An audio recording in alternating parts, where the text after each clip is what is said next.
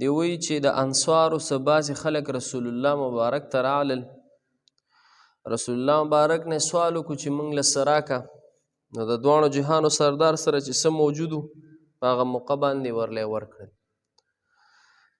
بیا راغلل وی حضرت موږ له څه راکه. رسول الله مبارک سره چې څه موجود وو بیا ورله ورکړل. په درېیمه پیره چې بیا راغلل رسول الله مبارک سره نور څه موجود نه و. څه پیغمبر علیه السلام سره چې څه و هغې ورله ورکړل. بیا وی رسول الله مبارک وویل چې ما سره چې څه وکنه نو دا ما د جمع کولو دپاره څه دي نو ایښودی. او کم سړی چې وي د سوال نه د بچ کولو کوشش کوي چې یاره زه سوال ونه کم نو الله تعالی به دا سړی څه دی د سوال نه به بچ کوي. او کم سړی چې د بې نیازۍ طلب کوي نو الله تعالی به دا سړی څه دی بې نیازه کوي. او کم سړی چې صبر اختیار کي الله تعالی به دته صبر دا به ورته ورکوي. او صبر چې دی دا د ټولو نه بهترین عمل دی. نو حدیث مبارک کې خو یو دا معلومه شوله چې ګوره سوال کول د انسان نه سوال کول یو خو قرض اخیستل وي نو قرض اخیستی شي خو سوال هسې بې سبا نه کوي. په خبره پوه شي. بل حدیث مبارک دی حضرت ابو یحیی صہیب ابن سنان رضی الله تعالی عنهما نه روایت دی چې رسول الله مبارک وفرمایل چې د مؤمن ټول معاملات څه عجیبه دي. رسول الله مبارک وایي چې د مؤمن سړي ټول معاملات څه عجیبه دي. ویل د مؤمن په ټولو کارونو کې خیر وي او د مؤمن نه ماسیوا دا عجیبه معامله بل چاته حاصله نه ده. وی که کله مؤمن مسلمان بنده ته خوشحالي راشي نو دی په هغه خوشحالۍ باندې شکر وباسي او دا شکر کول د ده دپاره بهتر عمل دی. او چې کله پې تنګدستي راشي نو د مؤمن سړي شان دا دی د دواړو جهانو سردار وایي ول دی به په دې تنګدستۍ کې صبر کوي. دا صبر د ده دپاره بهتر دی. صحیح ده. دا روایت مسلم شریف کې شته. بل حدیث مبارک کې راځي حضرت انس رضی الله تعالی عنہ روایت دی چې کله د رسول الله مبارک طبیعت لږ ناساز و. یو ځل د رسول الله مبارک طبیعت لږ ناساز و لږ بېچیني پې راغلی وه. حضرت فاطمه رضی الله تعالی عنها راغله او چې خپل پلار بابا جان ته یې وکتل ویو پلاره و بابا جانه دا داسې بېچیني دا داسې خفګان یا دا داسې ستاسو د طبیعت ناسازي دا ولې؟ رسول الله مبارک ورته ویل بچیا د نن نه پس په ستا په پلار باندې بېچیني به نه راځي. د نن نه پس په ستا د پلار طبیعت به نه خرابېږي. یعنی صبر طرف ته څه دی اشاره ده. چې بیا کله رسول الله مبارک وفات شولو نو حضرت فاطمه رضی الله تعالی عنها وایي چې اوه زما پلاره څه ښکلي زموږ پلار وي او زما بابا جانه چې ته الله تعالی خپل ځان ته وبللې او تا د الله تعالی د بللو دعوت قبول کړلو او زما بابا جانه ستا دپاره جنت الفردوس ټکانه ده او زما بابا جان ستا د مرګ هغه اطلاع حضرت جبریل علیه السلام سره کړې وه. چې بیا کله د دواړو جهانو سردار دفن کړلو حضرت فاطمې رضی الله تعالی عنها وویل ویه خلکه د ستاسو دا زړونه دا څنګه د دې خبرې ګواره کوي چې تاسو په رسول الله مبارک باندې خاورې ور اچوئ. یعنی د صبر طرف ته څه د اشاره ده. صبر کول پکار دی. بېچیني به هم راځي خفګان به هم راځي او صبر کول پکار دی. بل حدیث کې راځي حضرت ابو زید اسامه بن زید رضی الله تعالی عنهما دی فرمایي دا صحابي وی چې او دا صحابي د رسول الله مبارک آزاد کرده غلام مخکې دی غلام بیا رسول الله مبارک چې واوس آزاد یې کړلو.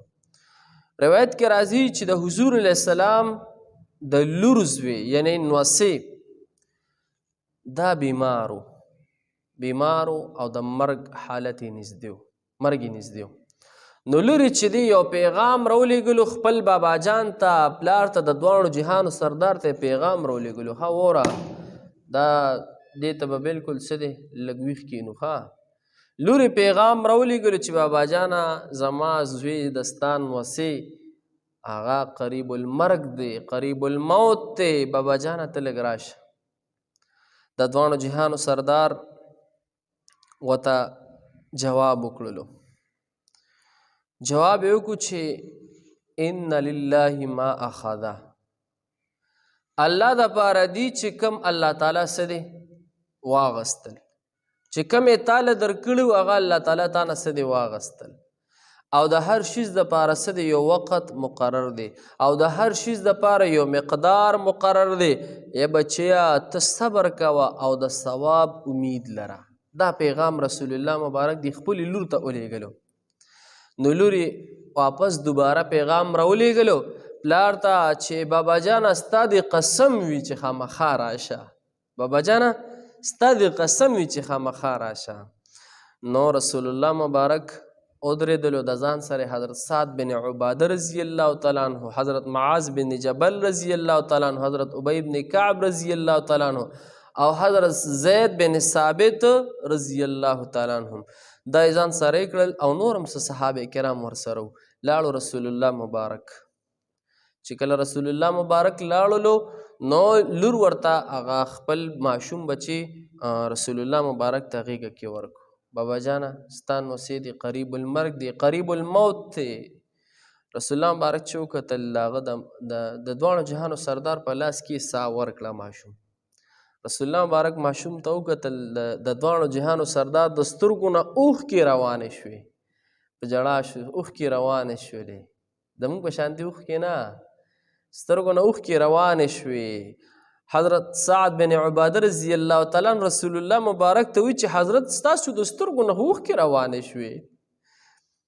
رسول الله مبارک ورته وفرمایل چې دا د رحمت اوښکې دي، دا د رحمت اوښکې دي د سترګو نه. الله تعالی چې دی دا مینه محبت د انسان په زړه کې اچولي، دا د مینې محبت د رحمت هغه د شفقت اوښکې دي. روایت کې دا هم راځي چې الله تعالی خپل د بندګانو په زړونو کې چې چاته وغواړي نو دا رحمت او مینه محبت په دې زړونو کې ورچي بندګانو ته. ورجې حدیث مبارک نه څه معلومه شوله، یو خدا ګوره چې زمونږ خلکو ته مرګ خو به راځي، د مرګ خلاصی نشته، ما ته به م راځي، تاسو ته به م راځي، ټولو ته به راځي، مرګ خلاصی نشته. خو چې مرګ راغی یا څوک وفات شولو نو لږ د صبر مظاهره کول. زمونږ پښتانه چې مثال څوک مړی وشي نو زمونږ پښتانه یا خاص کر زنانه داسې انګولا به جوړه کړي، چغې سوارې، ځان نه به کمیس شلی، ویښته به ځان نه شوکوي او کله یو خوا غورځېږه او کله بل خوا غورځېږه، یو لوی دغه شروع کړي.